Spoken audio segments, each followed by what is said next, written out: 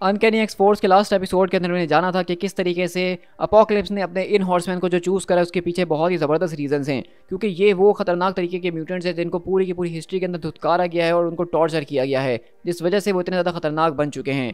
और अपोकलिप्स ने इनको रखा था इसीलिए ताकि जब अपोकलिप्स सबसे ज़्यादा कमज़ोर हो तो वो इनका इस्तेमाल कर सके। लेकिन सब के बावजूद भी एक्स-फोर्स की मेंबर बेट्सी जो है वो सीधा किड अपोकलिप्स के कमरे के अंदर पहुंच चुकी होती है अपनी तलवार लेके उसको जान से मारने के लिए। तो अब आगे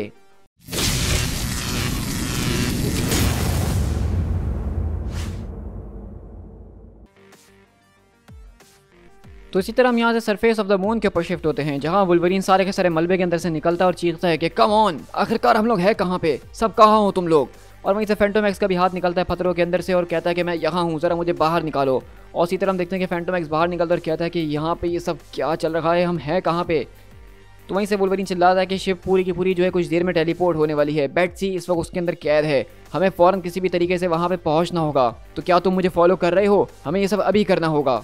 और अगले पल हम देखते हैं कि फैंटम एक्स कहता है कि मुझे नहीं लगता कि ऐसा यहाँ पे कुछ होने वाला है, क्योंकि ये शिप यहाँ से कहीं नहीं जाएगा। तो वुल्वरीन बोलता है कि ये काम कर गया, लेकिन तुम्हें कैसे पता था कि ये शिप तुम्हारे कहने पर रुक जाएगा। तो फैंटम एक्स बोलता है कि मुझे देख के अंदाज़ा हो रहा था कि ये शिप भी एक तरह का लिविंग बीइंग है, जिस तरह मेरा खुद का सेंटिएंट वेसल है। और इस बात का अफसोस मुझे हो रहा है कि अब मेरा जो वेसल है वो इतना यूनिक नहीं रहा। तो वहीं से वुल्वरीन बोलता है कि तुम्हें क्या लगता है बब, तुम्हारे बारे में कुछ भी यूनिक नहीं है। तो वहीं से फैंटम एक्स बोलता है कि क्या बात है मोटिवेशनल स्पीकर, तुम तो मेरी मोटिवेशन हमेशा ही बढ़ा देते हो। और अगले वाला हम यहाँ से किसी और के पास नहीं बल्कि डेडपूल के पास शिफ्ट होते हैं, जहाँ वो बेसिकली वॉरेन को जो एक छोटे बच्चे की तरह खाना खिला रहा होता है, उसको एनर्जी देने की कोशिश कर रहा होता है। और वहीं से वॉरेन अपनी मरी हुई हालत में पूछता है कि आखिरकार ये सब चल क्या रहा है और तुम मुझे ये सारी की सारी चीज़ें खिला कहाँ से रहे हो। तो डेडपूल बोलता है कि चलो वादा करो, अगर मैं तुम्हें बता दूं क्या तुम उसके बावजूद भी खाते रहोगे। क्योंकि अगले ही पल हम देखते हैं कि यहाँ पर डेडपूल कुछ और नहीं बल्कि अपने जिस्म से अपना गोश्त काट काट के वॉरेन को खिला रहा है।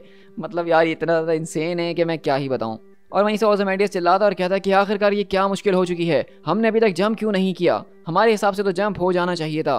तो वहीं से ग्रैंड माँ कहती है कि आपके ऑर्डर्स कंप्लीट हो चुके हैं, हम नेपच्यून स्टेशन के ऊपर पहुंच गए हैं। तो ओzymandias कहता है कि नहीं हम। तो वहीं से वो कहती है कि हमारे पास यहाँ पे एक और अर्जेंट मैटर मौजूद है, हमारे लॉर्ड एक यहाँ पे इंट्रूडर है।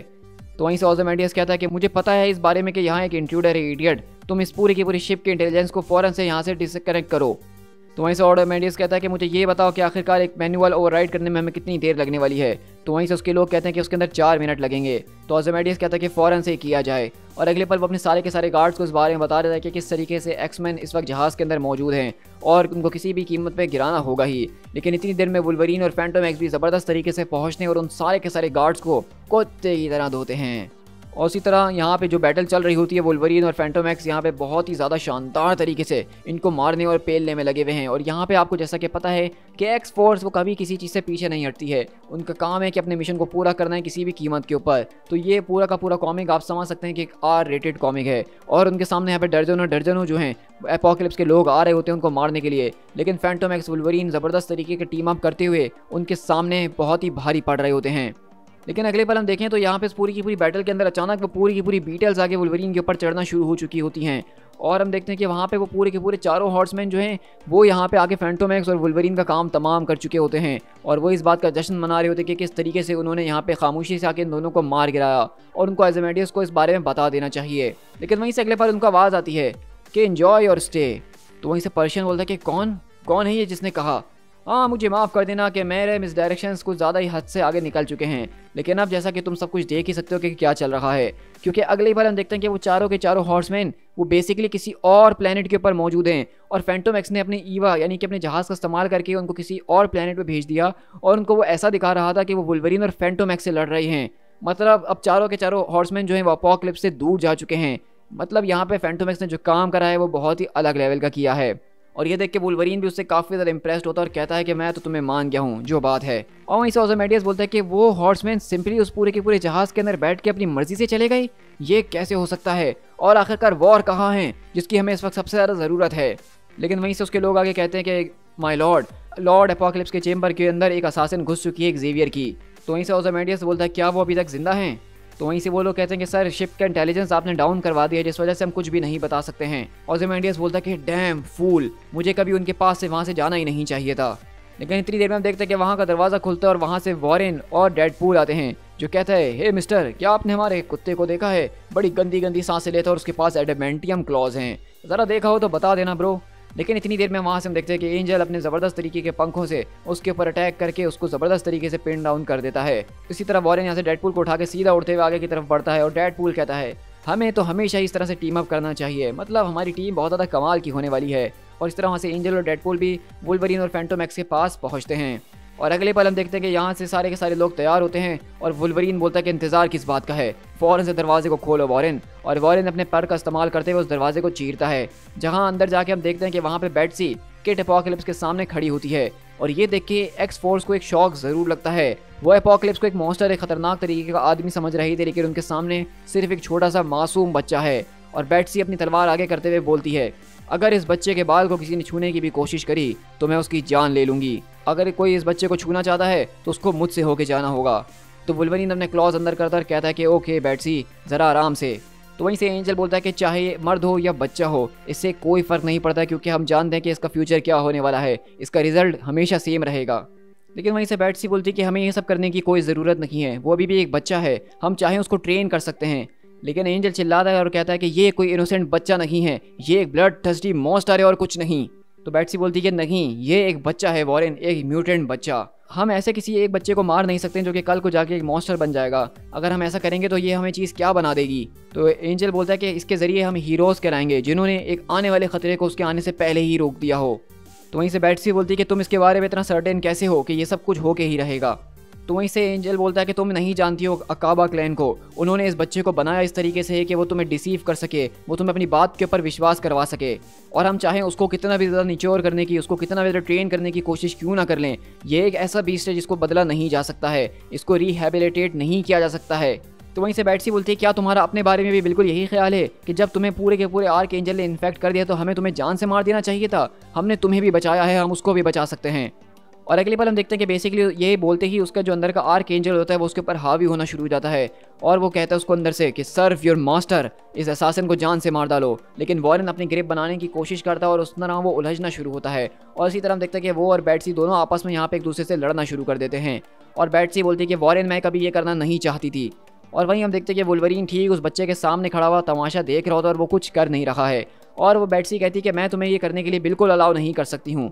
तो एंजल बोलता है कि मैं तुमसे ये पूछ नहीं रहा हूँ लोगन, तुम्हें ये करना होगा अभी इसी वक्त। और इस तरह सारी की सारी टीम कंफ्यूज है कि वो करें तो क्या करें। लेकिन वहीं वुल्वरीन अपने क्लॉज बाहर निकालता है। लेकिन बेट्सी एंजल को मारते हुए कहती है कि रुक जाओ तुम लोग, क्या तुम्हें मेरी बात समझ में नहीं आ रही, वरना मैं आज नहीं रुकने वाली हूँ। और अगले पल वो एंजल के सर पर तलवार लेके खड़ी होती है। तो एंजल बोलता है, तो तुम क्या करने वाली हो, उसको बचाने के लिए मेरी जान ले लोगी? तो लोगन बोलता है कि बस, बेट्सी बिल्कुल ठीक कह रही है, हमें ये सब नहीं करना चाहिए। तो वहीं से एंजल बोलता है कि तुमने ठीक कहा लोगन कि हमें ये करना नहीं चाहिए, लेकिन हमें ये करना ही होगा। और अगले पल एंजल उठ के यहाँ वुल्वरीन और बेट्सी दोनों के ऊपर अटैक करता है और कहता है कि मैं जानता हूँ कि तुम्हारे दिमाग के अंदर क्या चल रहा है, तुमने अपना एक टुकड़ा मेरे दिमाग के अंदर भी डाला हुआ है जो कि आहिस्ता आहिस्ता बड़ा होगा और बिलियंस ऑफ लोगों को हर्ट करेगा। लेकिन वहीं से किड एपोकलिप्स बोलता है कि आई स्वेयर कि मैं ऐसा कुछ भी नहीं करने वाला हूँ। लेकिन एंजल बोलता है कि मैं अपने आप को रोक नहीं सकता हूँ क्योंकि तुम अपोकलिप्स हो। लेकिन इसी तरह हम देखते हैं कि जब एंजल यहाँ पे उसके ऊपर अटैक करने के लिए सामने खड़ा होता है तो इस सब के बावजूद भी वो अटैक नहीं कर पा रहा होता है। उसके अंदर का एंजल, उसके अंदर का इंसान जो है वो अभी भी जिंदा है और वो यहाँ बैठ के रोना शुरू कर देता है और कहता है कि गॉड हेल्प अस, मैं ये नहीं कर सकता हूँ। तो बेट्सी आके उसको संभालती है और कहती है कि मैं तुम्हारी बात को समझ रही हूँ वॉरेन, हम सब समझ रहे हैं। तो लोगन बोलता है कि ऑल राइट, हमें यहाँ से जाना होगा और लड़के को हम अपने साथ लेके जा रहे हैं, हम उसको रिहेबिलिटेट करेंगे, उसको ट्रेन करने की कोशिश करेंगे जितना हम कर सकते हैं। लेकिन जब यहाँ पे लोगन ये सारी की सारी बातें करता है तो अचानक यहाँ पे गन शॉट की आवाज़ आती है, क्योंकि हम देखते हैं कि यहाँ पे दरअसल कुछ और नहीं बल्कि फैंटोम एक्स जो है वो किड एपोकलिप्स के सर में गोली मार के उसका काम तमाम कर देता है। और इसी तरह सारी की सारी टीम यहाँ पे फैंटोम एक्स की तरफ घूर के देख रही होती है। लेकिन इतनी देर में हम देखते हैं कि अचानक वो पूरा का पूरा जहाज़ जो है वो टेलीपोर्टेशन के जंप के लिए तैयार हो चुका और वो हिलना शुरू हो चुका होता है। और वहीं से फैंटोम एक्स बोलता है कि ईवा ने मुझे न्यूज़ दी है कि ये शिप रिपेयर हो चुका और उसको हम दोबारा टेलीपोर्ट होने से रोक नहीं सकते हैं, अब यहाँ से जाने का वक्त आ चुका है। और अगले पल हम देखते हैं कि सारी टीम यहाँ से निकलती है और फैंटोम एक्स किड एपोकलिप्स की आंखें बंद करके उसको सुला देता है हमेशा के लिए। और इसी तरह एक्स फोर्स यहाँ से निकलती है ईवा के अंदर बैठ के, जहाँ इस पूरे के पूरे जहाज़ के अंदर एक अजीब व गरीब समा चल रहा है। कोई किसी से बात नहीं कर रहा और सब इस कन्फ्यूजन में हैं कि फैंटम एक्स ने जो करा वो ठीक करा या गलत करा। लेकिन चाहे वो गलत हो या सही हो, इसके ऊपर कोई बात नहीं कर रहा है। मतलब आप समझ सकते हैं कि एक ऐसी सिचुएशन है जहाँ पे करना ये सब चाहते थे लेकिन किसी के अंदर करने की हिम्मत नहीं थी और वो फैंटम एक्स ने कर दिखाया। और इसी तरह एक्स फोर्स जो है यहाँ से सीधा अपने घर वापसी अर्थ पे लौट जाती है। दी एंड। सो गाइज यहाँ पे हमारे पास एक्स फोर्स का जो पहला इशू था उसका यहाँ पे एंड होता है। और मैं सच कहूँगा कि ये इशू जितने ज़्यादा स्लो पेस के साथ शुरू हुआ था, जितना कम इंटरेस्टिंग था, स्टोरी एंड होते होते मुझे इसकी स्टोरी बहुत ज़्यादा इंटरेस्टिंग लगने लगी। और ख़ासकर जो एंड में ये पूरी की पूरी एक क्लिफ हैंगर छोड़ा है किड एपोकलिप्स को मारने वाला और एक्स फोर्स के दरमियान कोई बात नहीं हो रही, कोई डायलॉग हमें देखने को नहीं मिला, तो ये एक बहुत ही ज़्यादा हैवी इम्पैक्ट फील हो रहा है मुझे इस कॉमिक का। तो आप लोग मुझे ज़रूर कमेंट डाउन करके बताइएगा कि आपको ये अनकैनी एक्स फोर्स की एक सीरीज़ कैसी लगी है, क्योंकि फ्यूचर में ये सीरीज़ बहुत ही ज़्यादा इंपॉर्टेंट होने वाली है और इसके काफ़ी ज़बरदस्त और मज़ेदार तरीके के इशूज़ हैं। तो अगर आपका रिस्पॉन्स इसके ऊपर अच्छा आया तो मैं इसको फ्यूचर में कंटिन्यू करूँगा, वरना फिर हम इस सीरीज़ को कंटिन्यू नहीं करेंगे। और इसके बाद हमारे पास अगली जो सीरीज़ होने वाली है वो अनकैनी एक्समैन की होने वाली है, जिसको हम काफ़ी टाइम से फॉलो करते हुए आ रहे हैं और उसमें हम एक नई स्टोरी को देखने वाले हैं। तो चैनल को सब्सक्राइब करना बिल्कुल भी नहीं भूलिएगा अगर चैनल पे फर्स्ट टाइम आ रहे हैं, और वीडियो को लाइक, कमेंट और शेयर ज़रूर कीजिएगा अपने दोस्तों के साथ। So guys, this is Peter. अगर मिलते हैं अपने किसी और कॉमिक बुक सीरीज़ के साथ, till then thank you so much.